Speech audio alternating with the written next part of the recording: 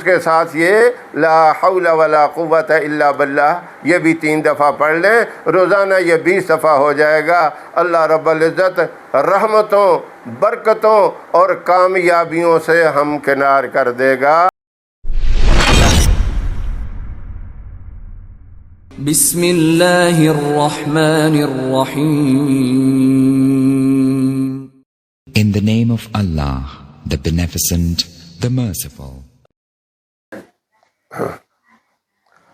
نحمده ونصلي على رسوله الكريم،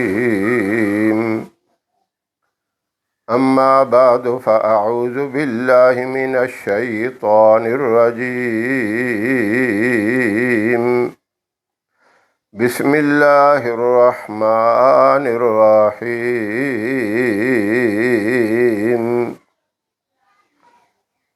محترم سامعین و ناظرین،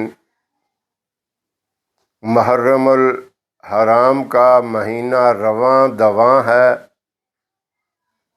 یہ اسلامی سال کا پہلا مہینہ ہے۔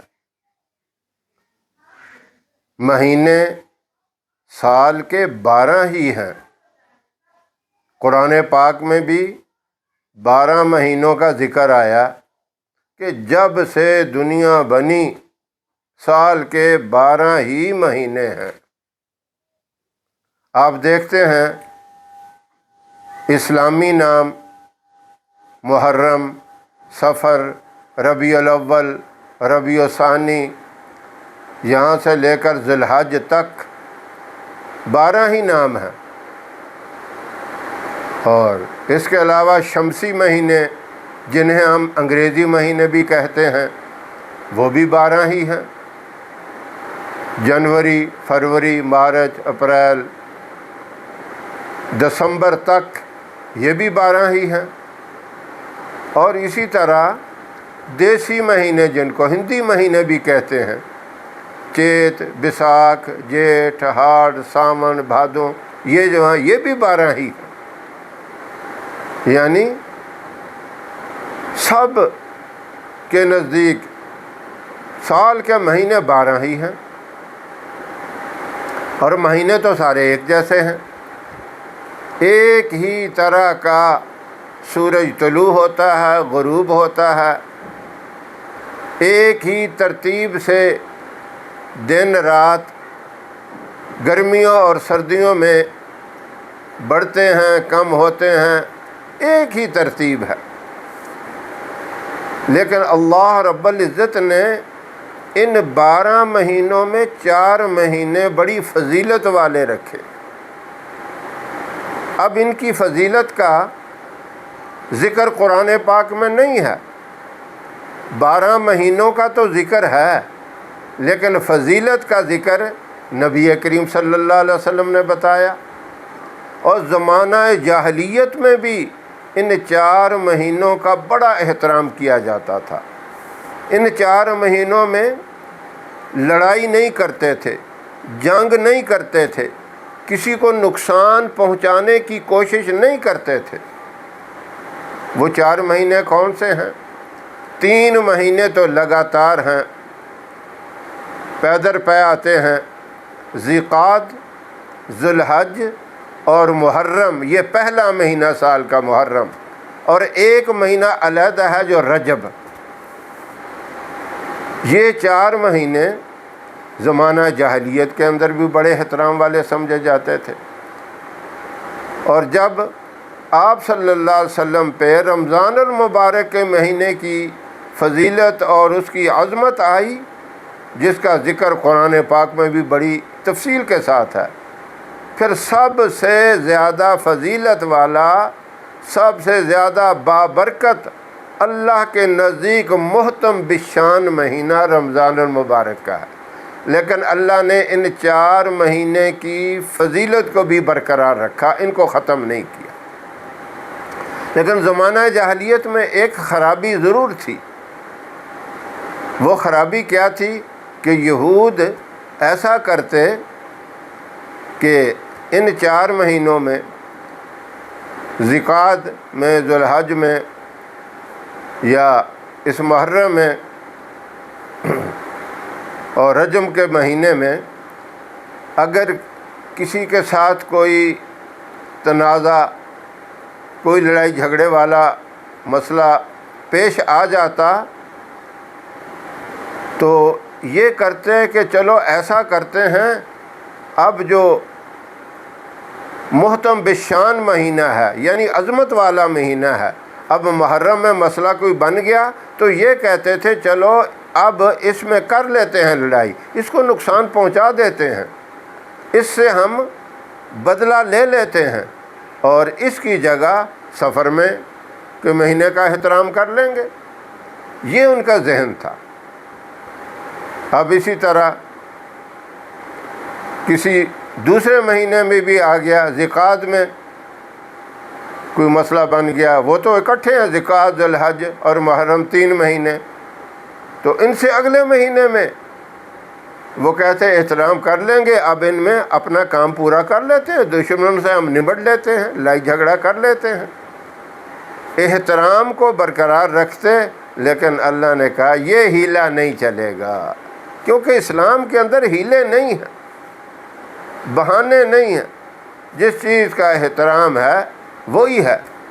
اب جیسے رمضان المبارک کا ایک مقدس مہینہ ہے، اس کے روزوں کا بڑا ثواب ہے، اس مہینے میں عبادت کا بڑا ثواب ہے، ہم کہیں کہ رمضان میں ہم سے نہیں ہوتا، چلو شوال میں کر لیں گے، تو یہ تو ایک مذاق ہو گیا اللہ کے ساتھ، بہت بڑا ایک دھوکہ ہو گیا۔ یہ چیز ان کے اندر تھی تو اس چیز سے منع کیا۔ یہ ایک مزاج تھا یہود کا، اللہ نے اس مزاج کو پسند نہیں کیا اور نہ ہی نبی کریم صلی اللہ علیہ وسلم نے اس مزاج کو پسند کیا۔ دیکھیں، یہود اگر کوئی نیکی کا کام بھی کرتے ہیں، اچھا کام بھی کرتے ہیں، اچھے کام سے نبی کریم صلی اللہ علیہ وسلم نے ہمیں بھی منع نہیں کیا۔ جیسے عاشورہ کا یعنی 10 محرم کا وہ بھی روزہ رکھتے تھے، کتنا اچھا کام ہے، نیکی کا کام ہے۔ نبی کریم صلی اللہ علیہ وسلم نے اس نیکی کے کام میں بھی ان کے ساتھ مشابہت کو پسند نہیں کیا، کہا کہ آپ اس کے ساتھ ایک روزہ اور ملا لو، 10 کے ساتھ یا 9 کا ملا لو یا اس کے ساتھ 11 کا ملا لو، آپ 2 روزے رکھو تاکہ ان کے ساتھ مشابہت نہ ہو۔ یہ مزاج ہے آپ صلی اللہ علیہ وسلم کا، اور آپ صلی اللہ علیہ وسلم کا جو طریقہ ہے، جو آپ صلی اللہ علیہ وسلم کا مزاج ہے، وہ اللہ کو تو بہت پسند ہے، وہ تو نمونہ ہے ہمارے لیے، بہترین نمونہ، صرف نمونہ نہیں، بہترین نمونہ کہا، افضل ترین اس کو نمونہ کہا، کامیابی والا راستہ ہے آپ صلی اللہ علیہ وسلم کی اتباع، آپ صلی اللہ علیہ وسلم کے حکم کو ماننا، آپ صلی اللہ علیہ وسلم کے طریقوں کو پسند کرنا۔ فرمایا جس نے یہ کام کر لیا، میرے محبوب کی اداؤں کو، وفاؤں کو، طریقوں کو پسند کر لیا، اس نے میرے ساتھ بھی صحیح معنوں میں محبت کر لی۔ تو یہ ایسا مزاج، ہم نے اس چیز کو الٹ کر دیا، ہم نے ان کو بڑا سمجھ لیا۔ اب نیک کاموں میں بھی آپ نے تشبیہ برداشت نہیں کی، اور غلط کاموں میں پھر کیسے برداشت ہوگی؟ آج ہم ان کے طور طریقوں کو کتنا پسند کرتے ہیں۔ اب دیکھیں، کوئی کام وہ کرتے ہیں، سال ختم ہوتا ہے، بڑے جشن مناتے ہیں، خوشی مناتے ہیں، سالگرہ مناتے ہیں۔ بھائی کس چیز کی خوشی منا رہے ہو؟ تمہاری زندگی میں سے تو 1 سال کم ہو گیا، تم تو اپنا محاسبہ کرو، یہ خوشی کا موقع تو نہیں ہے۔ اگر کسی کی 50 سال عمر تھی، 1 کم ہو گیا تو 49 رہ گئے، تو کمی کے اوپر خوشی منانی چاہیے، اپنا محاسبہ کرنا چاہیے۔ اسلام کا مزاج دیکھو، اسلام کہتا ہے پورے سال پہ محاسبہ کرو، دیکھو، غور کرو کہ کیسا گزرا سال، نبی کریم صلی اللہ علیہ وسلم کے طریقے کے مطابق گزرا تو اس پہ اللہ کا شکر ادا کرو، اور شکر ادا کرنے والے سے بھی اللہ راضی ہوتا ہے۔ اور اگر تمہیں نظر آئے کہ میں نے بہت گناہ کیے، نافرمانی کی ہے، مخلوق کے ساتھ میرا تعلق اچھا نہیں رہا، رشتہ داروں سے اچھا نہیں رہا، حقوق العباد میں مجھ سے بڑی کمی، کوتاہی، غلطی ہو گئی، اور حقوق اللہ کے اندر بھی میں کامیاب نہ ہو سکا، تو اس پہ استغفار کرو، اس کے بدلے میں بھی اللہ معاف کر دے گا۔ استغفار کی برکت سے اللہ، توبہ کی وجہ سے اللہ تمہیں معاف کر دے گا۔ طریقہ تو اسلام کا یہ ہے، مزاج تو اسلام کا یہ ہے۔ ہم تو ان کی طرح کھانا، ان کی طرح چلنا، اور ان کی طرح کا لباس پہننا، یہ ان چیزوں کو ہم نے رواج دیا۔ آپ صلی اللہ علیہ وسلم جب ہجرت کر کے مکہ مکرمہ سے مدینہ منورہ تشریف لائے تو مدینہ والے بڑے خوش ہوئے، آپ کا استقبال ہونے لگا، روزانہ صبح جاتے، جا کے دیکھتے۔ ایک دن اللہ نے ایسا کیا کہ آپ صلی اللہ علیہ وسلم تشریف لائے، لوگ خوش ہوئے، آپ کے ارد گرد لوگ جمع ہو گئے۔ یہودیوں کے بہت بڑے عالم عبداللہ ابن سلام، ان کو پتہ چلا، وہ اپنے کھجوروں کے ایک باغ میں کام کر رہے تھے، وہ بھی آئے۔ جب مجلس میں پہنچے، سب سے پہلے جو بات ہو رہی تھی، جو گفتگو ہو رہی تھی، آپ صلی اللہ علیہ وسلم یہ کلام فرما رہے تھے، افشوا السلام، سلام کو عام کرو، وَيُطْعِمُ الطَّعَامَ، اور مہمانوں کو، غریبوں کو، محتاجوں کو کھانا کھلاؤ۔ یہ باتیں ہو رہی تھی۔ جب سلام کے بارے میں ذکر کیا، اس کا پھر اتنا اہتمام ہوا، صحابہ کے اندر اتنا بڑا اہتمام ہوا، صحابہ کرام جب بھی گھر آئیں السلام علیکم، گھر سے باہر نکلیں السلام علیکم، کسی مجلس میں جائیں السلام علیکم، اور کسی محفل میں جائیں، مسجد میں آئیں تو سلام کریں۔ ایک دفعہ آپ صلی اللہ علیہ وسلم تشریف فرما تھے، ایک بندہ آیا، اس نے کہا السلام علیکم، آپ صلی اللہ علیہ وسلم نے فرمایا وعلیکم السلام ورحمۃ اللہ۔ آپ نے جواب میں ورحمۃ اللہ کا اضافہ کیا۔ آپ نے فرمایا اللہ نے اس بندے کو 10 نیکیاں عطا فرمائیں۔ دوسرا آیا، اس نے کہا السلام علیکم ورحمۃ اللہ۔ آپ صلی اللہ علیہ وسلم نے فرمایا اللہ نے اس بندے کو 20 نیکیاں عطا فرمائیں۔ آپ نے جواب میں فرمایا وعلیکم السلام ورحمۃ اللہ وبرکاتہ۔ اب کچھ دیر کے بعد ایک تیسرا بندہ آیا، وہ آ کے کہنے لگا السلام علیکم ورحمۃ اللہ وبرکاتہ۔ آپ صلی اللہ علیہ وسلم نے بھی یہی جواب دیا، آپ نے بھی جواب میں یہی کہا وعلیکم السلام ورحمۃ اللہ وبرکاتہ۔ پھر آپ نے فرمایا اللہ نے اس بندے کو 30 نیکیاں عطا فرما دی۔ اب دیکھو چھوٹی سی بات ہے، ہم نیکیاں کمانے کے لیے تو ہم دنیا میں آئے ہیں، یہ چھوٹے سے عمل پہ ہمیں 10 نیکیاں ملتی ہیں۔ اب دن میں کتنی دفعہ ہم باہر جاتے ہیں، نکلتے ہیں، 5 وقت نمازوں کے لیے آتے جاتے ہیں۔ صحابہ کو تو یہ معمول تھا، راستے میں نکل جاتے، ایک ہی راستے میں سے گزر رہے ہیں۔ اب اس طرح کی شاہراہیں، وسیع قسم کے راستے تو نہیں تھے، پکے روڈ تو نہیں تھے، کوئی نام و نشان بھی نہیں تھا کسی روڈ کا، کچے راستے، پک ڈنڈی ہوا کرتی تھی، گھوڑوں پہ سفر، اونٹوں پہ سفر یا پیدل سفر ہوتے تھے۔ پیدل چلتے چلتے اکٹھے جا رہے ہیں، درمیان میں کوئی ریت کا ٹیلا آ گیا، کوئی چھوٹی سی پہاڑی آ گئی، کوئی درخت آ گیا۔ اب قافلہ جا رہا ہے یا 2 ہی آدمی جا رہے ہیں، ایک طرف ہو گیا جھاڑی کے، دوسرا دوسری طرف ہو گیا۔ اب دونوں آپس میں جا کے ملے، پھر کہتے ہیں السلام علیکم۔ ہم تو ایسا سوچتے بھی نہیں. ہمارے مزاج کے ہم کہتے ہیں ابھی تو اکٹھے آ رہے تھے اور بھائی نیکیاں کمانی ہیں، یہ تو اللہ کی طرف سے بڑا انعام ہے. آپ نے فرمایا گھر میں جب داخل ہو کہو السلام علیکم. گھر میں کوئی نہیں، صرف بیگم ہے، بچے ہیں. ہمارا کیسا مزاج ہے کہ تو بیگم کو ہم سلام کریں؟ بھائی یہ تو زیادہ مستحق ہے، یہ تو آپ کے بچوں کی ماں ہے، یہ سلامتی کی زیادہ مستحق ہے، یہ تو دعا کی زیادہ مستحق ہے. ہمارا مزاج ہی الٹا. یہ نیت کرنی ہے آپ نے اس محرم الحرام کے مہینے میں کہ ہم نے سلام کو عام کرنا ہے.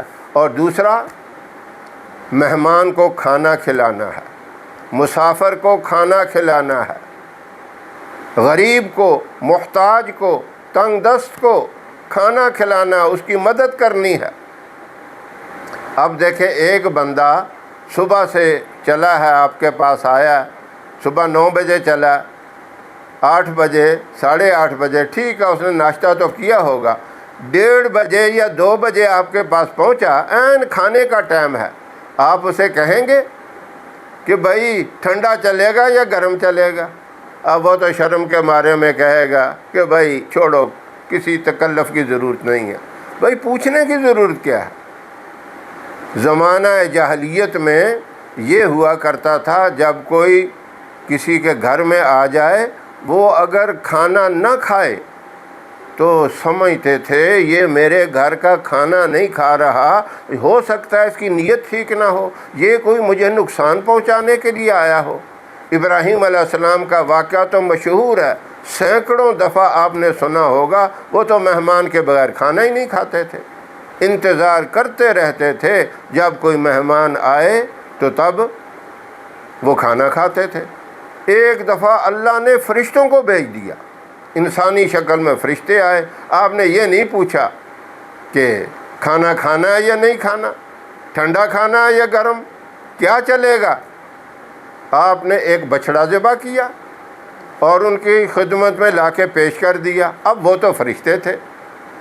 اب ابراہیم علیہ السلام ڈرے، دل میں انہوں نے خوف کیا، یہ خطرہ محسوس کیا، یہ کہیں مجھے نقصان نہ پہنچائے، یہ تو کھانا نہیں کھا رہے.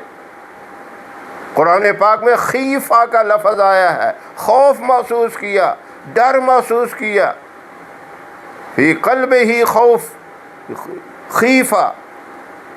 تو پھر انہوں نے بتایا ہم تو اللہ کی طرف سے فرشتے ہیں. تب ان کو جا کے تسلی ہوئی. انہوں نے پوچھا نہیں ہمارا کیسا مزاج ہے، ہم پوچھتے بھائی ٹائم ہے، اس کے لیے تکلف کی ضرورت نہیں، جو خود کھاتے ہو، جو گھر میں تیار ہے وہ کر لو، دے دو، کھلا دو. اور اگر بالفرض کوئی تکلف بھی کرتے ہو تو اس کے اوپر بھی کوئی عیب نہیں ہے. مہمان کے لیے اچھا کھانا، اس کے لیے تکلف کرنا، اس کا کوئی حساب و کتاب بھی نہیں ہے. رمضان المبارک میں افطاری کے ٹائم، سحری کے ٹائم جو کھایا جاتا ہے اس کا کوئی حساب نہیں. اور مہمان کے لیے جتنا اس کو اعلیٰ کھلاؤ، مرغن کھلاؤ، بہترین قسم کا کھانا کھلاؤ، کوئی حساب نہیں ہے. لیکن اگر اتنی توفیق نہیں، جو خود کھاتے ہو، جو گھر میں تیار ہے وہی اس کی خدمت میں پیش کر دو. یہ مزاج ہے اسلام کا. اس مہینے میں ان چیزوں کو جو ہے عام کرنا ہے، تلاش کرنا ہے. اور دوسری بات، آپ صلی اللہ علیہ وسلم کے جو طریقے، ہر کام میں آپ گھر سے باہر کیسے نکلتے تھے، لوگوں سے کیسے ملتے تھے، نماز کے لیے کیسے تشریف لے جاتے، مسجد میں کیسے، رات کو سوتے تو کیا طریقہ تھا، دسترخوان بچھاتے، کھانے کے لیے بیٹھتے تو کیا طریقہ تھا. ہر سنت، ہر طریقہ آپ ڈھونڈیں، علماء سے پوچھیں. یہ 2 کام آپ کریں تو پھر دیکھیں آپ کی زندگی میں کیسی بہار آئے گی، اللہ کیسے راضی ہوگا، کیسے آپ کی دعائیں قبول ہوں گی. اور سب سے بڑا فائدہ، اللہ رزق میں اتنا اضافہ کر دے گا آپ حیران ہو جائیں گے. اولاد آپ کی فرما بردار بن جائے گی، پڑوسی رشتہ دار آپ کی عزت کرنے لگ جائیں گے۔ آپ نے آپ صلی اللہ علیہ وسلم کے مبارک طریقوں کو فالو کیا، ان کو اہمیت دی، ان کو ڈھونڈ کر تلاش کر کر کے عمل شروع کر دیا، اللہ نے آپ کے اوپر انعامات کی بارش کر دی۔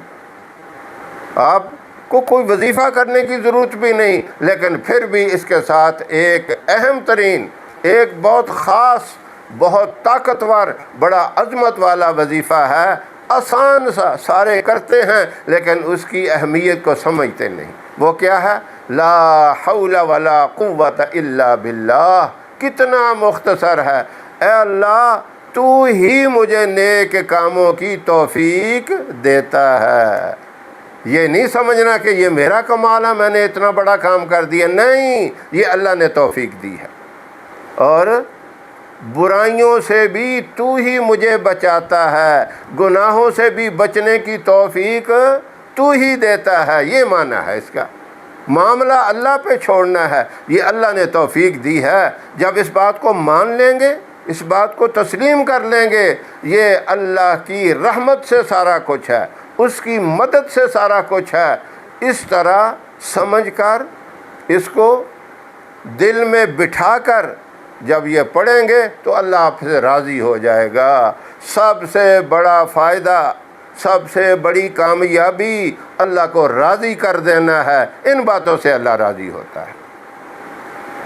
اور سب سے بڑی ناکامی اللہ کو ناراض کر دینا ہے۔ تو یہ مختصر سا وظیفہ ہے، یہ کام آپ نے اس مہینے میں کرنے ہیں اور یہ ساری زندگی کرنے ہیں، مرتے دم تک کرنے ہیں۔ کون سے کام؟ پھر اچھی طرح سمجھ لیں کہ آپ نے سلام کو عام کرنا ہے، اتنا عام کرنا بچوں کو بھی سکھائیں۔ سکول جائیں سلام کر کے جائیں، واپس آئیں سلام کریں، نماز کے لیے نکلیں سلام کریں، باہر دکان پہ سودا سلف لینے کے لیے جائیں سلام کریں، واپس آئیں سلام کریں، رات کو سوتے ہیں صبح اٹھتے ہیں بڑوں سے ملیں، والدہ سے ملیں سلام کریں، والد سے ملیں سلام کریں، نانا سے ملیں سلام کریں، دادا سے ملے سلام کریں، نانی سے ملے سلام کریں، پھپھو سے ملے سلام کریں، جو بڑے ہوں ان کو سلام کریں۔ یہ دعا ہے، جب آپ دعا دیں گے، سلامتی کی دعا دیں گے، اللہ تم پر سلامتی کرے گا۔ اور دوسرا، یاد ہوگا آپ کو، غریبوں کو، محتاجوں کو، مہمانوں کو کھانا کھلانا، مہمان نوازی کرنی ہے۔ اور تیسری بات، نبی کریم صلی اللہ علیہ وسلم کے مبارک اور نورانی طریقے ڈھونڈ ڈھونڈ کر، تلاش کر کے، علماء سے پوچھ پوچھ کر ان کے اوپر عمل کرنا ہے، اور پھر اس کے لیے اللہ سے دعا کرنی ہے، استغفار بھی کرتے رہنا ہے۔ اور لا حول ولا قوت الا باللہ یہ وظیفہ ہے، اس کو آپ نے ہر نماز کے بعد صرف 3 دفعہ پڑھنا ہے، بس۔ پوری نماز جب پڑھ چکے، سنت نفل پڑھ لیں، فارغ ہو جائیں، جس طرح اور دعائیں کرتے ہیں 3 دفعہ یہ کہہ دیں، لا حول ولا قوت الا باللہ، لا حول ولا قوت الا باللہ، لا حول ولا قوت الا باللہ۔ یہ 15 دفعہ ہو گیا نمازوں کے ساتھ، اور رات کو سوتے وقت بھی آپ یہی 3 دفعہ کہہ لیا کریں۔ جو رات کے اور وظائف ہیں، جو آیت الکرسی پڑھتے ہیں، سونے کی دعا پڑھتے ہیں، وہ تو جاری رکھیں، لیکن اس کے ساتھ یہ لا حول ولا قوت الا باللہ یہ بھی 3 دفعہ پڑھ لیں۔ روزانہ یہ 20 دفعہ ہو جائے گا۔ اللہ رب العزت رحمتوں، برکتوں اور کامیابیوں سے ہمکنار کر دے گا۔ وآخر دعوانا ان الحمد للہ رب العالمین۔